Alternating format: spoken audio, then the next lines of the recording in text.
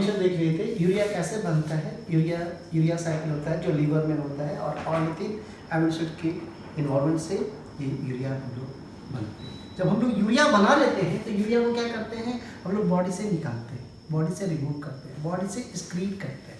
तो अब एक्सक्रीट करने के यानी कि किस फॉर्म में करते हैं, यूरिन के फॉर्म में। तो अब हम लोग को क्या पढ़ना है, यूरिन फॉर्मेशन। अब क्या देखना है, यूरिन फॉर्मेशन। ये फिजियोलॉजी जो है, ये फंक्शन है, ये किडनी का फंक्शन है, क्या है, यूरिन फॉर्मेशन। अब उसके बाद इसमें 3 प्रोसेस होते हैं। कितना होते हैं, कितना, हाउ मेनी प्रोसेस, 3 प्रोसेस। ये 3 प्रोसेस के कारण ये हमारा फॉर्मेशन ऑफ द यूरिन होता है। पहला आपका अल्ट्रा फिल्ट्रेशन, ठीक है, दूसरा है सेलेक्टिव रीअब्जॉर्प्शन, और तीसरा है ट्यूबुलर सिक्रीशन, ट्यूबुलर सिक्रीशन, ठीक है। अब एक एक करके हम लोग देखेंगे कि क्या है, ठीक है। तो पहला हम लोग स्टार्ट करते हैं अल्ट्रा फिल्ट्रेशन। नाम से ही पता चल रहा है अल्ट्रा फिल्ट्रेशन। अब अल्ट्रा फिल्ट्रेशन यहाँ से कर रहे हैं फिल्ट्रेशन, तो अल्ट्रा में लार्ज, फिल्ट्रेशन का मतलब, ठीक है, फिल्टर होना है। तो फिल्ट्रेशन एट लार्ज प्रेशर, ठीक है। तो किडनी में जो होता है फिल्ट्रेशन प्रोसेस हो रहे हैं, तो कहाँ हो रहे हैं, नेफ्रॉन में, ठीक है। तो नेफ्रॉन का जो एंटीरियर पार्ट है जिसको बोलते हैं मार्फिजियन बॉडी, मार्फिजियन बॉडी जिसका बना होता है बोमेन्स कैप्सूल एंड ग्लोमेरुलस। तो अब यहाँ पे फिल्ट्रेशन जो हो रहे हैं ये लार्ज प्रेशर पे हो रहा है।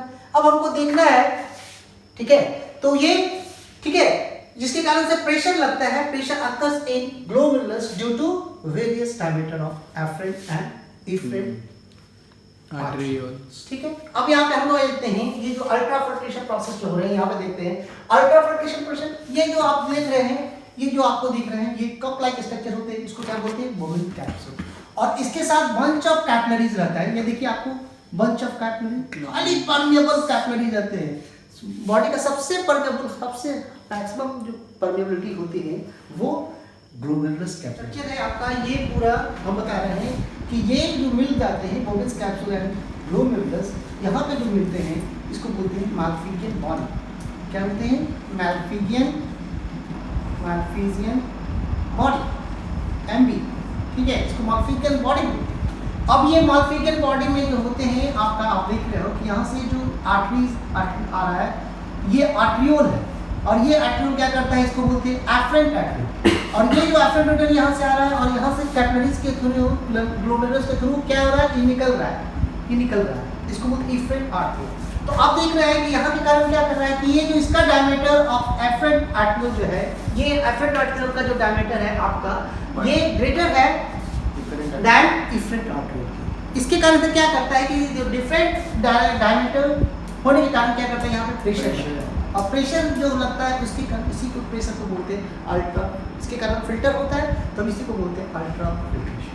तो अल्ट्रा फिल्ट्रेशन इसी को बोलते हैं कि यहाँ पे फिल्टर होना शुरू हो जाते हैं। क्या हो जाते हैं, ये फिल्टर होना शुरू हो जाते हैं, फिल्टर।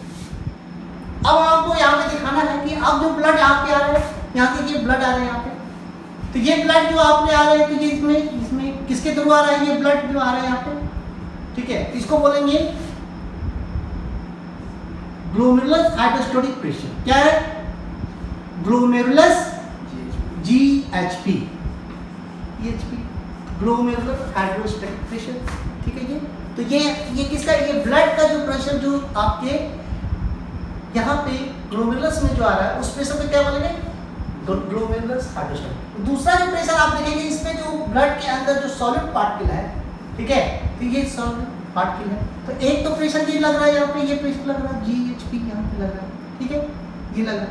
दूसरा जो प्रेशर है यानी कि, ठीक है, तो दूसरा जो प्रेशर है आपका जो ये लगता है, इसका बोलते हैं कोलाइडल प्रेशर जो है आपके यहाँ पे, तो उसको बोलते हैं, इसका नाम होता है blood colloidal osmotic pressure, BCOP, ठीक है। तो ये क्या है, अपोजिट डायरेक्शन लगता है। ये तो कहाँ लगेगा, अपोजिट डायरेक्शन लगेगा। यहाँ कहाँ लग रहा है, ये अपोजिट डायरेक्शन लग रहा है। आप यहाँ पे देखिए ये अपोजिट डायरेक्शन उसके प्रेशर लग रहा है, ठीक है, ये जो है ये अपोजिट डायरेक्शन लगता है। और एक जो होता है, आप देख रहे हो कि यहाँ पे फ्लूइड्स रहेंगे, ठीक है, और कैप्सूल के जो होते हैं, कैप्सूल पे ये फ्लूइड्स रहेंगे।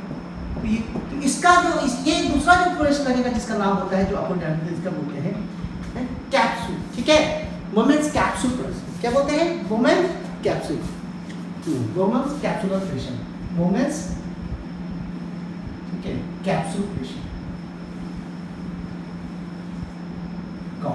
ठीक है, Bowman's capsule pressure, Bowman's capsule pressure, ठीक है।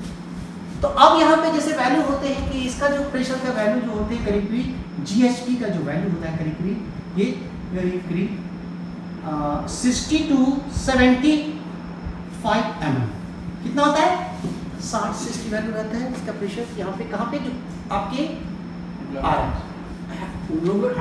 हाइड्रोस्टैटिक। दूसरा जो प्रेशर होता है वुमेन्स कैप्सूल जो प्रेशर जो अपोज करता है उसकी वैल्यू कितना होता है, 50 mm, 50 mm, सॉरी 50 mm नहीं होते हैं करीब आपके ये 30 mm, कितना होता है 30 mm ये रहता है।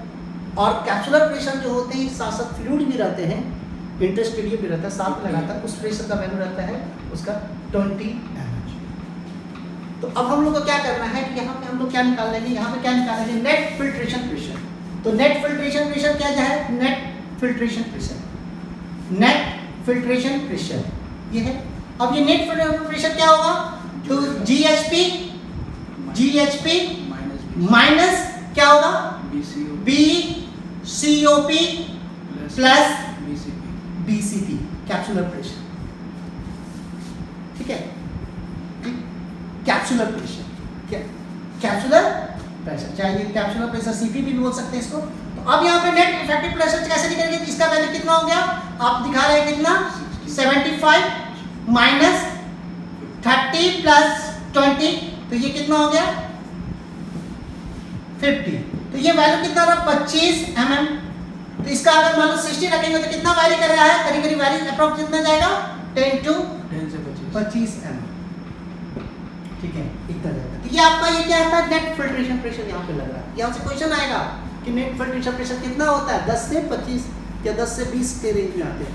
अगर ये डिपेंड करता है फिल्ट्रेशन प्रेशर यहाँ पे कितना है, Gromor filtration pressure, hydrostatic pressure. तो ये हाइड्रोस्टैटिक प्रेशर ये वैरी करता है, अगर 75 रहेगा तो 25 आएगा और 60 रहेगा तो कितना आएगा, 10 mm आएगा। तो ये निकाल ली। तो अब ये एक चीज निकल के इफेक्टिव फिल्ट्रेशन प्रेशर निकाल दिया, नेट फिल्ट्रेशन प्रेशर निकाल दिया। अब दूसरा जो होते हैं, एक होता है, एक जिसे बोलते हैं, दूसरा नाम होते हैं आप लोग याद है जिसे जो बोलते हैं नेट, ये इसको बोलते हैं रीनल सेपरेशन, एक टर्म है renal separation, renal separation, renal separation.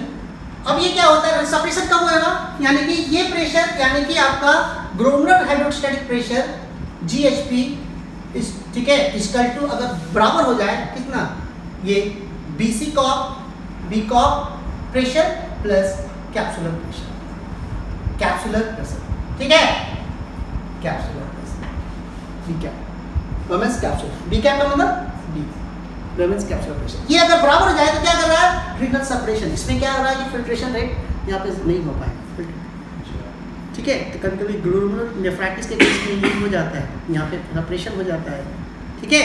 यहाँ पे दोनों का प्रेशर बराबर हो गया ना, यानी कि ये प्रेशर और ये प्रेशर दोनों बराबर, तो क्या फिल्ट्रेशन नहीं होगा ना, डिफरेंस था तो तब ना हुआ, यहाँ पे इसको रीनल सेपरेशन। अब एक होता है, एक नाम होता है GFR, सब लोग नाम सुने, GFR, इसको पूरा बोलते हैं, GFR का नाम होता है ग्लोमेरुलर फिल्ट्रेशन रेट। तो ग्लोमेरुलर फिल्ट्रेशन रेट क्या होता है, तो पर मिनट कितना फिल्ट्रेशन हो रहा है, फिल्ट्रेशन हो रहा है तो पर मिनट कितना फिल्ट्रेशन हो रहा है, तो ये उसकी वैल्यू होती है G पर मिनट। तो कितना होता है इसका 125 mm पर मिनट, कितना, और इसका नहीं तो इसकी वैल्यू होती है 180 लीटर, ठीक है। ये पर डे होता है, कितना फिल्ट्रेशन होता है, यूनिट बनता है पर डे, ठीक है। अगर ऐसा रहेगा तो इतना मिनट पर मिनट हो रहा है तो पर डे कितना यूरिन बन जाएगा, 180, लेकिन 180 तो होता नहीं, वो कैसे होगा, हम अलग मैकेनिज्म में देखेंगे। तो एक होता है रीनल फ्रैक्शन, ठीक है, जिसमें बोलते हैं फिल्ट्रेशन फ्रैक्शन। अब देखिए फिल्ट्रेशन फ्रैक्शन क्या होता है, ठीक है। तो फिल्ट्रेशन फ्रैक्शन में आप देख सकते हैं कि यहाँ पे फ्लो कर रहा है ब्लड किडनी में, और ब्लड जो है तो ये क्या कहता है, टोटल ब्लड जो फ्लो करता है 1200 ml, कितना 1200 ml ब्लड पर मिनट यहाँ पे फ्लो कर जाता है। तो ये लेकिन उसमें ब्लड सिर्फ किसका, लेकिन फिल्ट्रेशन किसका होता है, प्लाज्मा का।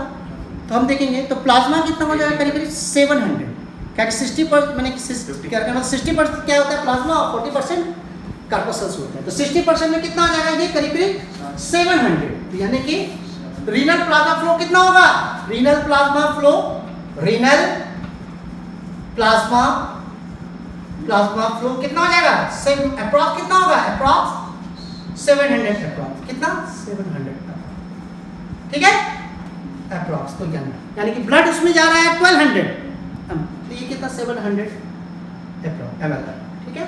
अब ये देख रहे हैं, अब यहाँ पे देखेंगे तो रीनल फिल्ट्रेशन फ्रैक्शन क्या होगा, यानी कि किसके बराबर हो जाना चाहिए, कितने बराबर हो जाना है, GFR divided by renal plasma flow, renal plasma flow, अब देखिए रीनल GFR कितना है 125 और इसका जो 700, तो ये इसका जो वैल्यू आएगा उसका 3.7 कितना हो सकता है, ठीक है। ये निकल गया, ये जान गए हम लोग, इससे देखते हैं। तो ये पूरा हम लोग प्रेशर में, ये पूरा हम लोग जान गए कैसे होता है, ठीक है। यहाँ पे आप दिखाएंगे कि ये जो आपका जो स्ट्रक्चर होते हैं, यहाँ पे आप देखेंगे ये पूरे स्ट्रक्चर आप देखेंगे यहाँ से, तो यहाँ पे इस तरह से स्ट्रक्चर होते हैं, आप देखोगे ये इस तरह से एक स्ट्रक्चर होते हैं, कैपिलरीज है, क्या है, कैपिलरीज है, ये कैपिलरीज है।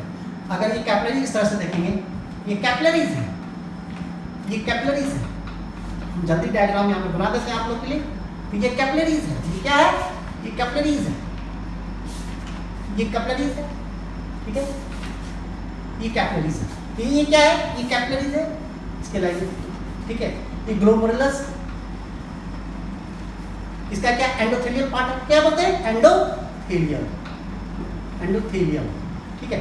उसके बाद ये यहाँ से क्रॉस करता है क्या, बेसमेंट मेम्ब्रेन टेस्ट होता है, क्या रहता है, बेसमेंट मेम्ब्रेन। और यहाँ पे जो रहते हैं बोवेंस कैप्सूल, ये जो बोवेंस कैप्सूल का इस तरह से बोवेंस कैप्सूल, ये किसका है, ये बोवेंस कैप्सूल।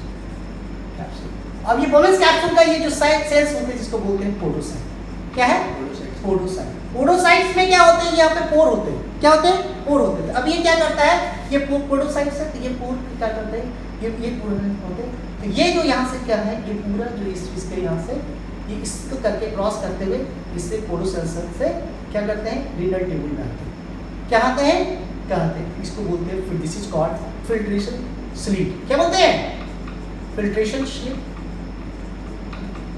तो ये हम लोग कट करके हमको निकाले हैं, यहाँ पे देखें किसका, ये माल्फिजियन बॉडी, किसका है, ये कट किसका दिखा है, ये किसका है, ये अगर देखा जाए तो किसका है, माल्फिजियन बॉडी, किसका है, माल्फिजियन, आपको समझ में आया, माल्फिजियन बॉडी। अब माल्फिजियन बॉडी को हम लोग यहाँ पे देखते हैं कि ये कैसे यहाँ पे फिल्ट्रेशन होगा, फिल्ट्रेशन, और ये फिल्ट्रेशन करके कहाँ फिर आ गया, ये फिल्ट्रेशन करके रीनल ट्यूब्यूल में आएगा, कहाँ आएगा, रीनल ट्यूब्यूल। तो हम लोग इस तरह से एक स्ट्रक्चर में देखते हैं कि पोडोसाइट सेल्स ऐसे होते हैं, ये बोवेंस कैप्सूल का सेल्स है, और ये इसको पूछ देगा कि कौन सा सेल्स नोमेनक्लेचर का पोडोसाइट, और यहाँ पे फिल्ट्रेशन शीट होते हैं, और ये यहाँ पे सेल्स यहाँ से ये क्या करते हैं, ये इसका फिल्टर होके, क्योंकि पोरोसिटी भी आता है, ठीक है, ग्लोमेरुलस में पोरोसिटी है, बोवेंस कैप्सूल में पोर है ज़्यादा, तो ये इस तरह से यहाँ पे आता है। ये पूरी प्रोसेस है, this is the ultra filtration process where the filtration occurs due to large pressure arises by the variation diameter of afferent and efferent arterioles. So here is the net filtration pressure, उसका value क्या है, 10 से 25 mm के बराबर है। उसके बाद हम यहाँ पे क्रॉस सेक्शन में भी देखें, अगर देखा जाए यहाँ पे माल्फिजियन बॉडी का ये पूरा इंटरनल स्ट्रक्चर है, कैसा है, ये इंटरनल स्ट्रक्चर हम दिखाए हैं यहाँ पे, ये इंटरनल स्ट्रक्चर जो है पूरा, ये प्रोसेस पूरा इसी तरह से प्रोसेस होते हैं। और रीनल फिल्ट्रेट में क्या होते हैं, रीनल जो फिल्ट्रेट है, ठीक है, जो फिल्ट्रेट जो बनते हैं, क्या रहता है, जो फिल्ट्रेट होते हैं अल्ट्रा फिल्ट्रेशन में, तो मोस्टली क्या रहते हैं, ब्लड माइनस, ठीक है, कार्पसल्स प्लस क्या रहते हैं, ये रहता है ना फिल्ट्रेट में। तो अब ये जो ये आपका जो ये दिख रहा है ब्लड माइनस कार्पसस, कार्पसस में जो सेल्स होते हैं वो नहीं फिल्ट्रेट होते हैं, और कौन नहीं होता, प्रोटीन नहीं होते हैं। उसके बाद जितने भी ये होते हैं तो फिल्ट्रेट में ज़्यादातर क्या दे देंगे आपके, मेनली इलेक्ट्रोलाइट्स होते हैं, ग्लूकोज होते हैं, क्लोराइड्स होते हैं, वाटर होते हैं, ये सब सोडियम होते हैं, ये सब आपके फिल्टर होके आ जाते हैं। कहाँ होता है, रीनल फिल्ट्रेट में जाता है। तो ये पूरा आपका अल्ट्रा, ठीक है। अब एक्सक्रीशन, फिजियोलॉजी ऑफ एक्सक्रीशन का हम लोग सेकेंड पार्ट देखते हैं। सेकेंड प्रोसेस जो होता है जिसको सेलेक्टिव रिएक्शन। सेलेक्टिव रिएक्शन का मतलब होता है जो फिल्ट्रेशन में जो फिल्ट्रेट आपके रीनल टेबल्स में आ जाते हैं, उसमें से जो फिल्ट्रेट होते हैं कुछ 90% फिल्ट्रेट को हम लोग क्या करते हैं, रीअब्सॉर्ब कर देते हैं उसमें हम लोग, क्योंकि ठीक है, तो इसको रीअब्सॉर्ब, इसी रिएक्शन को बोलते हैं सेलेक्टिव सब्सटेंस का रिएक्शन होता है, सेलेक्टिव रिएक्शन। ये कहाँ हो रहा है, तो सबसे पहले हम लोग सेलेक्टिव रिएक्शन पीसीटी में देखेंगे। पीसीटी में क्या होता है, जो नेफ्रिक फिल्ट्रेट होता है तो पीसीटी में कैसे रीअब्सॉर्ब हो रहा है, तो इसमें क्या आता है, सब्सटेंस एंड इसमें रीअब्सॉर्ब होता है। उसको 3 कैटेगरी में बांटते हैं। कैसे, 3 कैटेगरी में बांटते हैं। तो 3 कैटेगरी में कौन सा आता है, एक हाई थ्रेशोल्ड,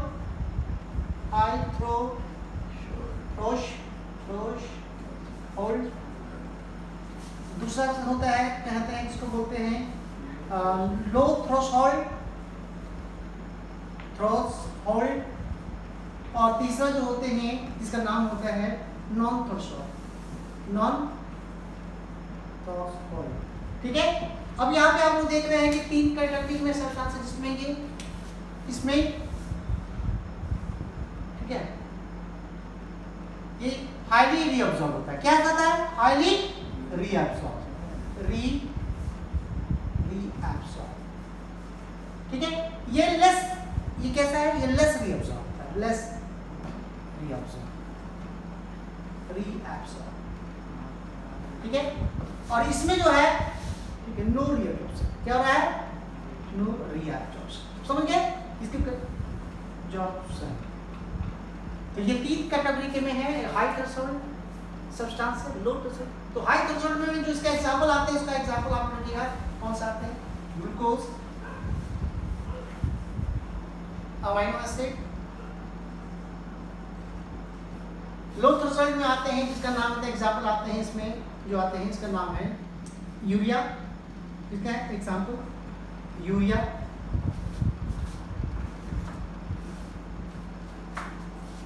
यूरिक एसिड। और नॉन थ्रेशोल्ड जो होते हैं, जो जिसका एब्जॉर्प्शन नहीं होता है, वो सीधे यूरिन के रूप में बाहर निकलता है, उसमें आता है क्रेटिनिन। क्या आता है, क्रेटिनिन। तो ये हम बता दिए। उसके बाद हम उसमें क्या क्या होता है, तीसरा क्या होता है, मोस्ट ऑफ इनऑर्गेनिक आयन। तो मोस्ट ऑफ इनऑर्गेनिक मतलब sodium ion, potassium ion and chloride ion, ये आयंस का होता है। And most of the water reabsorb होता है। तो मैक्सिमम वाटर क्या होता है, करीब 60 to 70% वाटर रीअब्सॉर्ब होता है पीसीटी, प्रॉक्सिमल कार्बोनेटेड। तो पहला ये सबसे ज़्यादा ये आपके बहुत इम्पोर्टेंट है, तो आपकी ये कैटेगरीज वाइज से भी। दूसरा हम लोग देखेंगे selective reaction, loop of Henle. अब लूप ऑफ हेनले आपको पता है, मान लीजिए कि ये इस तरह से पीसीटी है, यहाँ पे पीसीटी इस तरह से आपका स्ट्रक्चर जैसे पीसीटी ऐसा आपको बता देंगे, ये इस तरह से पीसीटी करता है, कॉन्वेंट ये पीसीटी, और ये इसके साथ जो कैपिलरीज है साथ से लगा हुआ कैपिलरीज, ठीक है, ये कैपिलरी के साथ। तो दूसरा हम लोग देखते हैं पीसीटी में रीअब्सॉर्ब हो गया, ऐसा हो गया जो पीसीटी से क्या होगा, कैपिलरी में रीअब्सॉर्ब हो गया, ठीक है। तो दूसरा हम लोग देखते हैं आपका यहाँ पर रीअब्सॉर्ब देखते हैं लूप ऑफ हेनले। अब लूप ऑफ हेनले में आप देखिए इस तरह से लूप ऑफ यू शेप का होता है, कैसा होता है, यू शेप का होते हैं, ये इस तरह से, ये इस तरह से ऐसे होते हैं, इस तरह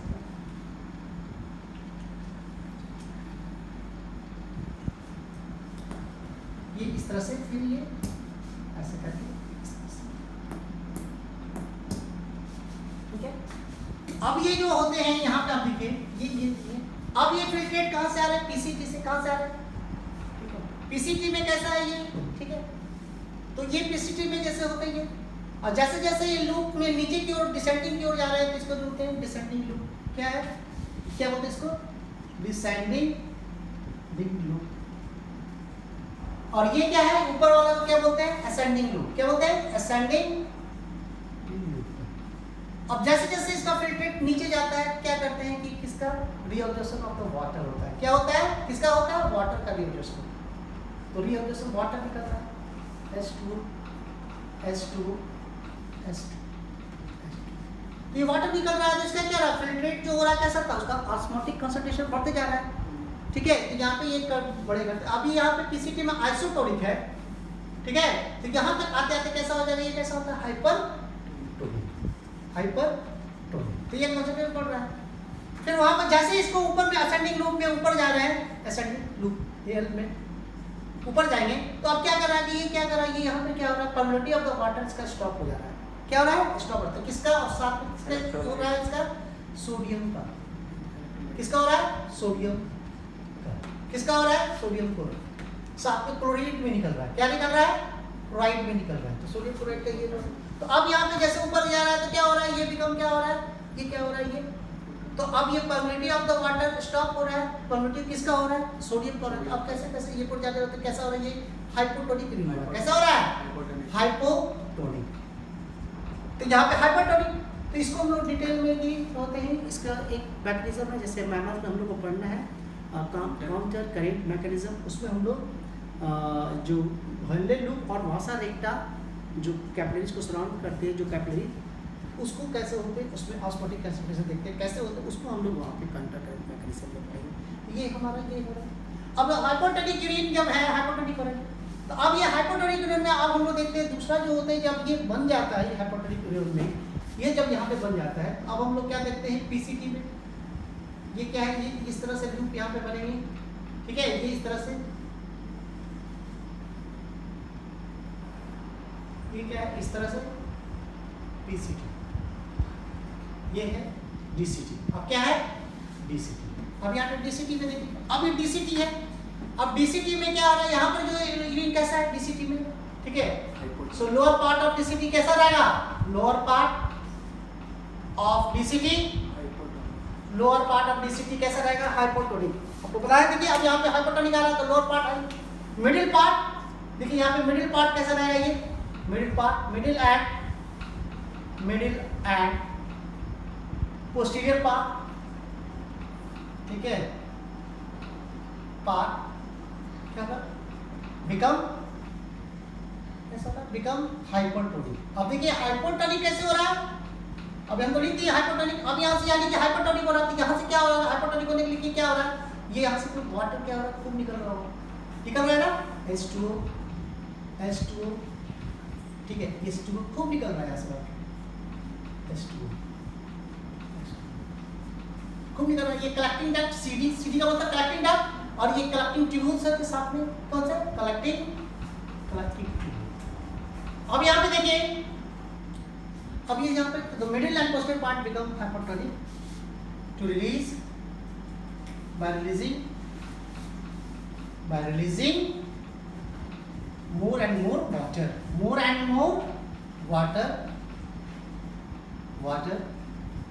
under the influence, in किसके influence of ADH हार्मोन। कौन सा? ADH, anti diuretic hormone, vasopressin भी बोलते हैं इसको। तो ये सब हार्मोन, ये हार्मोन के कारण से क्या करा? More water. अब ये देखिए कैसे होता है यहाँ पे ये एडीएच कैसा है? ठीक है, तो यहाँ पे एडीएच कैसे होती है? एडीएच का कैसे करते हैं, यानी कि कैसे निकलता है एडीएच। ठीक है, तो ठीक है एडीएच, तो द इसमें लिखते हैं the kidney as a regulator, the kidney as a regulator. अब रेगुलेटर देखिए कैसे है, यहाँ पे आप देख लेते हैं रेगुलेटर काम कैसे एडीएच का काम कर रहा है, एडीएच का सिक्रेशन कैसे हो रहा है। पहले जैसे है क्या हो रहा है, फिर पहला हम लोग देखते हैं, पहला तो बॉडी डिहाइड्रेटेड, कैसे हो रहा है? बॉडी डिहाइड्रेटेड, कैसा है? डिहाइड्रेटेड, बॉडी डिहाइड्रेटेड, तो वाटर लूज हो जाएगा। क्या होगा?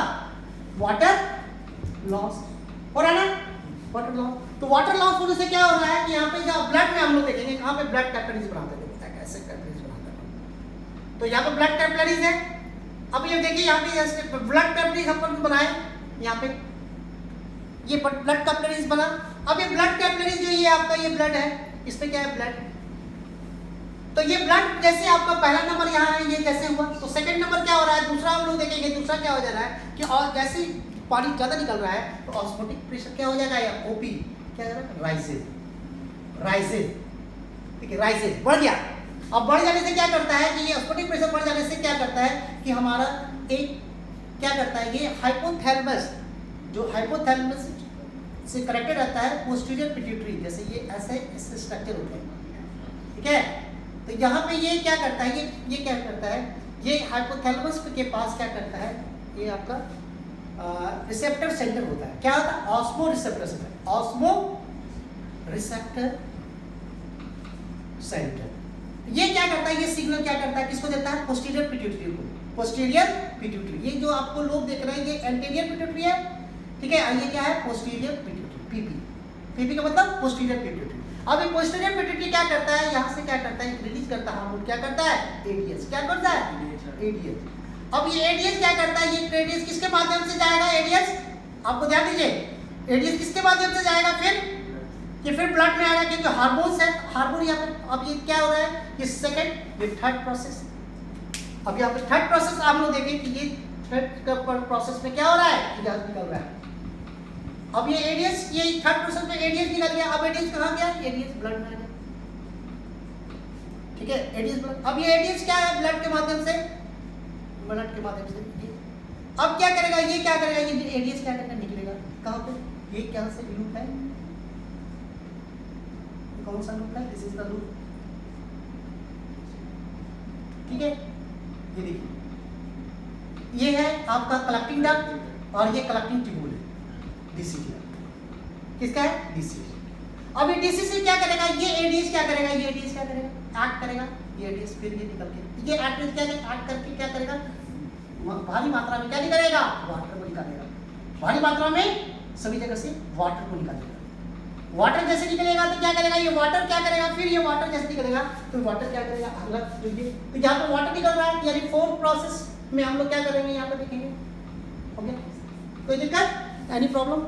अब ये पानी, जब वाटर ज्यादा निकलेगा तो वाटर कहाँ जाएगा, ये पानी कहाँ जाएगा, ये फिर ये क्या करेगा यहाँ, यानी कि अब क्या करेगा, ये वाटर यहाँ पे जाएगा, ये कैपिलरी जाएगा, तो ये क्या ओपी क्या हो जाएगा, यहाँ पे अब जो बढ़ा हुआ ओपी था अब क्या हो जाएगा, ठीक है, फॉल हो जाएगा, ठीक है, तो फॉल हो जाएगा, फॉल हो जाएगा, ठीक है। फॉल हो जाने के साथ साथ सोडियम भी साथ में जाएगा, अगर साथ में सोडियम भी जाएगा तो क्या कर देगा, ये सोडियम में भी जाएगा तो क्या करेगा, इंक्रीज बीपी। तो this is the process of the osmo regulation. ये क्या कर रहा है, एक तरह से ये ऑस्मो रेगुलेशन है, ऑस्मो क्या, किडनी का फंक्शन ऑस्मो रेगुलेशन होता है, ऑस्मो रेगुलेशन, ये ऑस्मो रेगुलेशन के कैसा काम कर रहा है, ये प्रोसेस, ठीक है। तो ये this is the process to control the water when the water is dehydrated and loss of the more and more water from the body, then the osmotic pressure of the blood get rises and it goes the signal to the osmoreceptor center of the hypothalamus, which activate the posterior pituitary to release ADH, and then ADH pass via through blood and it goes to the DCT and activate collecting tubules and collecting ducts to release more water, and water which finally enter to the blood, and the osmotic pressure of the blood become fall, so that's increase blood pressure by increasing sodium into the blood, because sodium have ability to retain the water capacity. So this is the process of regulation process, and ये process यहाँ पे होते हैं, ठीक है। Next process जो होते हैं, जिससे सबसे तीसरा जो हम लोग है, तीसरा जो प्रोसेस है, ये तीसरा जो होते हैं जिसका नाम होता है सेलेक्टिव रीअब्जॉर्प्शन। थर्ड प्रोसेस है सेलेक्टिव सिक्रीशन, अब इस सेलेक्टिव सिक्रीशन में क्या करता है, ये अपोजिट टू क्या लिखते हैं, सबसे पहले लिखेंगे अपोजिट टू, अब अपोजिट टू क्या हो रहा है, to selective reabsorption, selective tubular signal, इसको सेलेक्टिव कहते हैं, सेलेक्टिव कहते हैं, क्या बोलेंगे, ट्यूबुलर ट्यूबुल में आ रहा है, tubular secretion opposite to selective reabsorption. तो अब ये सेलेक्टिव रीअब्जॉर्प्शन होता है, ये दूसरा। इसमें क्या क्या आता है, टिबुल में सीक्रेट करता है, यानी कि कहाँ से, यानी कि फिल्ट्रेट, यानी कि ये फिल्ट्रेट में आता है, पीसीटी में आता है और डीसीटी में आता है। क्या क्या आता है, हाइड्रोजन आयन, ठीक है, कौन कौन, और अमोनिया एंड बाइकार्बोनेट, ठीक है। यहाँ पे ये प्रोसेस, अगर ये प्रोसेस, अगर यहाँ पे ये प्रोसेस फेल होता है तो क्या करता है, हाइड्रोजन आयन अगर कमते जाता है ब्लड में तो क्या होता है, अल्कलाइन हो जाता है ब्लड, तो अल्कोलिसिस एक डिजीज होता है। अगर हाइड्रोजन आयन बहुत ज़्यादा बढ़ जाएगा तो क्या है कि हाइड्रोजन आयन क्या होगा, यानी कि प्रोटॉन, जो प्रोटॉन ग्रेडियंट क्या होगा, बढ़ जाएगा, प्रोटॉन ग्रेडियंट हो जाएगा तो एसिड स्टेट क्या होगा, बढ़ जाएगा, पीएच क्या हो जाएगा, घट जाएगा। तो अगर घट जाएगा तो उस कंडीशन में ब्लड को एसिडोसिस नाम होता है, तो इंक्रीज एसिड कंसंट्रेशन। तो दिस इज द प्रोसेस, यहाँ पे फीडबैक कंट्रोल करता है, रेगुलेशन करता है। ये प्रोसेस हम लोग मैकेनिज्म है, उसको हम लोग देखें, ठीक है। ये वीडियो आप लोग बहुत ही इम्पोर्टेंट है, और साथ में ये भी है कि जहाँ ज़्यादा से ज़्यादा क्वेश्चंस आपके यहीं से आएंगे, क्योंकि दिस इज द मैकेनिज्म। ये सबसे पहले कि आपका हाई थ्रेशोल्ड वैल्यू में क्या कौन से आएंगे, तो आपके कौन से सब्सटेंस है, ग्लूकोज पूछेगा। दूसरा, लो थ्रेशोल्ड पे कौन आएंगे, यूरिया, ठीक है। नॉन थ्रेशोल्ड में क्रेटिन आएंगे, और उसके बाद आपके ज़्यादा रिएब्जॉर्प्शन जो होते हैं यही से होते हैं। उसके बाद selective resolution group of final में क्या होगा, यहाँ से क्वेश्चन आएंगे। फिर आपके ये क्वेश्चन होते हैं कि मिडिल पार्ट और लोअर पार्ट में कहाँ होते हैं। उसके बाद ये पूरा मैकेनिज्म प्रोसेस होता है, किडनी एज ए रेगुलेटर, ठीक है। तो पहला रेगुलेटर में हम लोग ये करते हैं, दूसरा रेगुलेटर होते हैं कैसे, जैसे ब्लड प्रेशर कंट्रोल करते हैं सोडियम के द्वारा, कैसे करते हैं, अगला हम लोग लेक्चर में देखेंगे। अगला जो सबसे इंपॉर्टेंट है, जिसको बोलते हैं how to control the blood pressure, तो दैट सिस्टम इन्वॉल्व, ठीक है, in kidney, that system is called RAS system, renin angiotensin aldosterone system, जिसको RAS बोलते हैं। वो हम लोग नेक्स्ट वीडियो में देखेंगे, ठीक है।